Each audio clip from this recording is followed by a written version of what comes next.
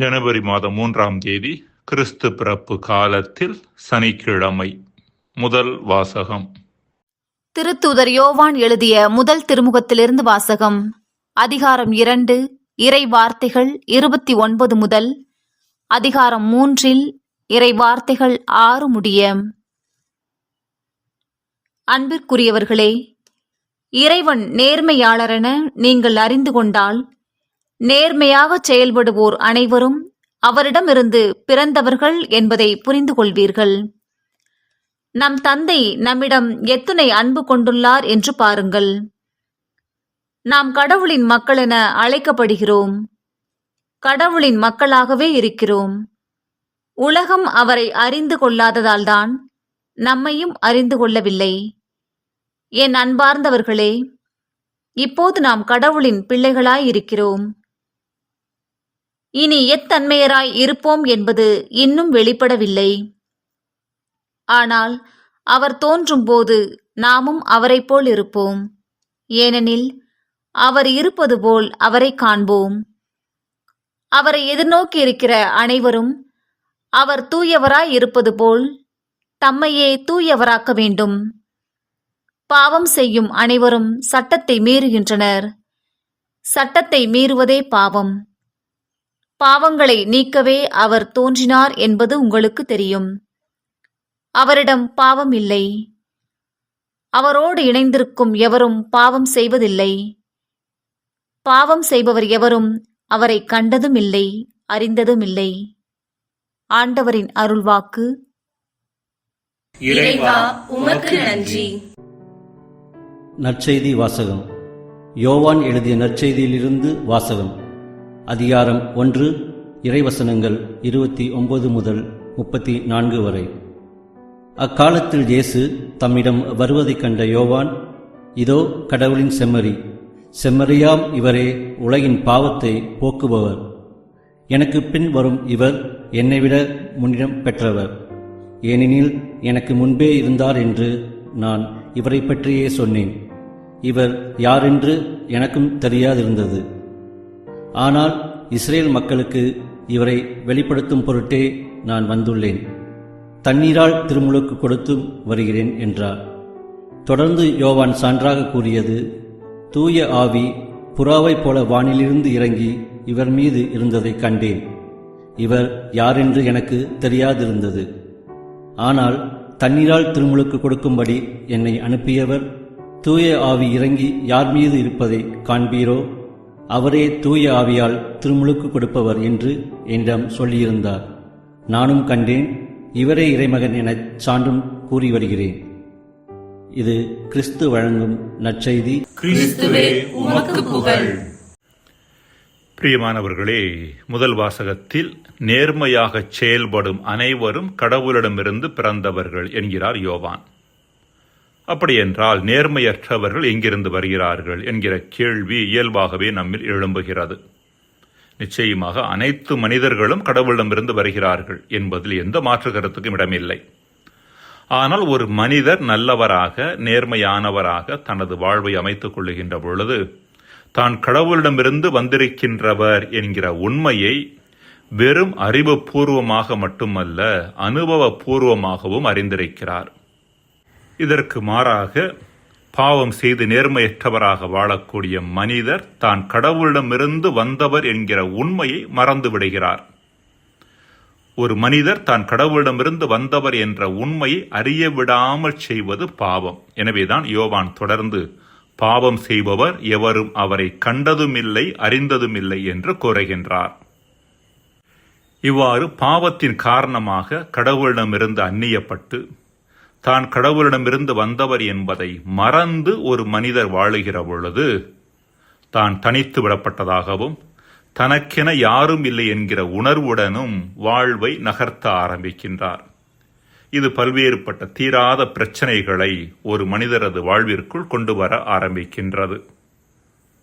இத்தகைய நிலையிலிருந்து வெளிவந்து இறை பிரசன்னத்தை உணர்வதற்கான வழி தனது பாவ வாழ்விலிருந்து வெளிவருவதற்கான தொடர் முயற்சிகளை ஒருவர் மேற்கொள்வதே.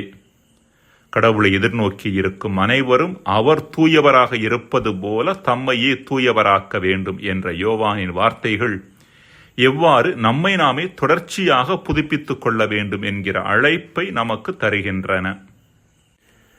இத்தகைய தொடர்ச்சியான புதுப்பித்தலுக்கும் அதனை தொடர்ந்து வரும் தூய்மை நிலைக்கும் நம்மை ஆளாக்கிக் கொள்ள வேண்டுமெனில் நமது பாவ வாழ்விற்கு காரணமான சுயநல மனப்பான்மையை தூக்கி எறிந்துவிட்டு புண்ணிய வாழ்விற்கு காரணமான பிறர் நல மனப்பான்மை அணிந்து கொள்ள அழைக்கப்படுகின்றோம்.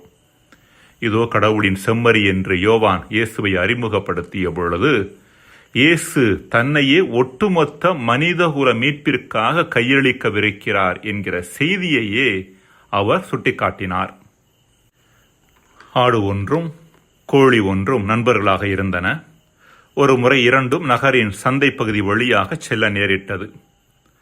ஒரு கடையில் கோழி முட்டைகள் வரிசையாக அடுக்கி வைக்கப்பட்டிருந்தன. அப்போது கோழி அவற்றை பெருமையாக பார்த்தவாறு ஆட்டை நோக்கி, பார்த்தாயா, மனிதர்களுக்கு நாங்கள் எவ்வளவு கொடுக்கிறோம் என்று சொன்னது.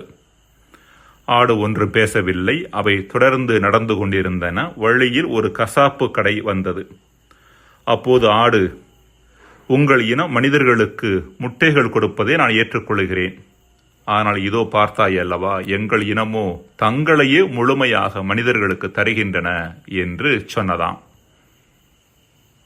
தன்னையே மனித குலத்திற்கு அர்ப்பணித்த இறைவனின் செம்மறியாம் இயேசுவின் அடியொட்டி நம்மையும் மனிதகுல நல்வாழ்விற்காக அர்ப்பணிக்க அழைக்கப்படுகின்றோம். புனித பவுல் ரோமையருக்கு எழுதிய திருமுகம் பிரிவு 12 இறைவசனம் 1 கடவுளுக்கு உகந்த தூய உயிருள்ள பலியாக உங்களை படையுங்கள், இதுவே நீங்கள் செய்யும் உள்ளார்ந்த வழிபாடு என்று சொல்லுகின்றார். இந்த வார்த்தைகளை நம் கண்முன் நிறுத்தி நேர்மையாளர்களாகவும் கடவுளுக்கு உகந்த வாழ்வை வாழக்கூடியவர்களாகவும் தன்னலத்தை மறுத்து பிறர் நல மனப்பான்மையோடு வாழக்கூடிய மனிதர்களாகவும் வாழ அழைக்கப்படுகின்றோம்.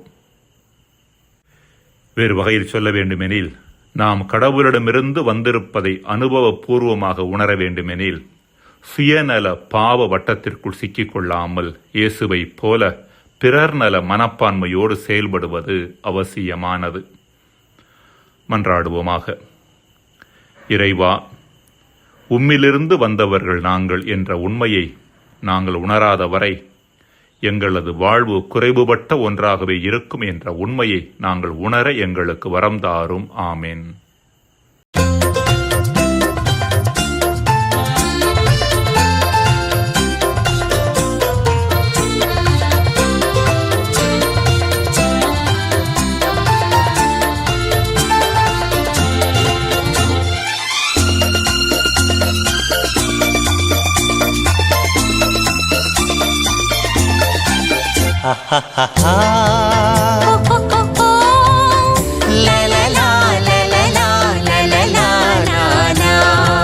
இதோ இறைவனின் செம்மறி, இவரே உலகின் பாவங்களை போக்குபவர். இதோ இறைவனின் செம்மறி, இவரே உலகின் பாவங்களை போக்குபவர். இந்த செம்மறியின் விருந்துக்கு அழைக்கப் பெற்றோர் பேரு பெற்றோர். இந்த செம்மறியின் விருந்துக்கு அழைக்கப் பெற்றோர் பேரு பெற்றோர். இயேசுவின் உடலை உண்போர் யாவரும் பேரு பெற்றோர். இயேசுவின் இரத்தத்தை பருகும் யாவரும் பேரு பெற்றோர். பேரு பெற்றோர். இதோ இறைவனின் செம்மறி, இவரே உலகின் பாவங்களை போக்குபவர்.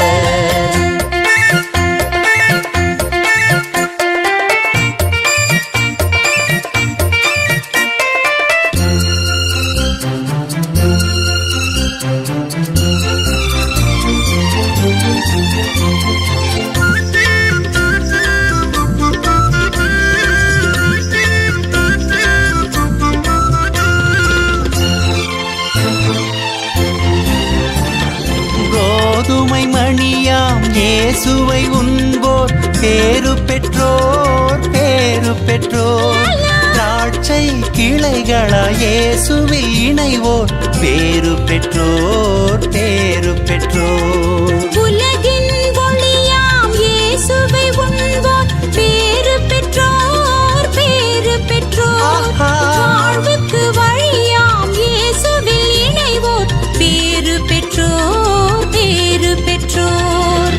உயிராய் எழுந்திடும் இயேசுவை உண்போர் உறவாய் வாழ்ந்திடும் இயேசுவில் இணைவார் பேறு பெற்றோர் பேறு பெற்றோர். இறை குலமே நாம் பேரு பெற்றோர். இறை மக்களே நாம் பேறு பெற்றோர். இதோ இறைவனின் செம்மறி இவரே உலகின் பாவங்களை போக்குபவர்.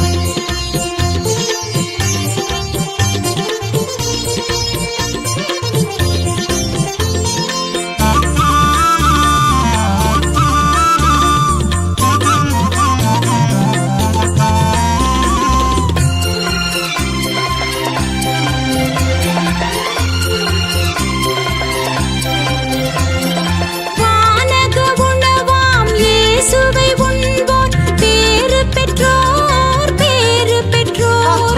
வாழ்வினை வழங்கும் இயேசுவில் இணைவோர் பேறு பெற்றோர் பேறு பெற்றோர். அழியா உணவாம் இயேசுவை உண்போர் பேரு பெற்றோர் பேரு பெற்றோர். ஆன்மீக உணவாம் இயேசுவில் இணைவோர் பேரு பெற்றோர் பேரு பெற்றோர். உயிராய் எழுந்திடும் இயேசுவை உண்போர் உறவாய் வாழ்ந்திடும் இயேசுவில் இணைவார் பேரு பெற்றோர் பேரு பெற்றோர். இறை குலமே நாம் பேறு பெற்றோர். இறை மக்களே நாம் பேரு பெற்றோர். இதோ இறைவனின் செம்மறி இவரே உலகின் பாவங்களை போக்குபவர். இதோ இறைவனின் செம்மறி இவரே உலகின் பாவங்களை போக்குபவர். இந்த செம்மறியின் விருந்துக்கு அழைக்கப் பெற்றோர் பேறு பெற்றோர். இந்த செம்மறியின் விருந்துக்கு அழைக்க பெற்றோர் பேரு பெற்றோர்.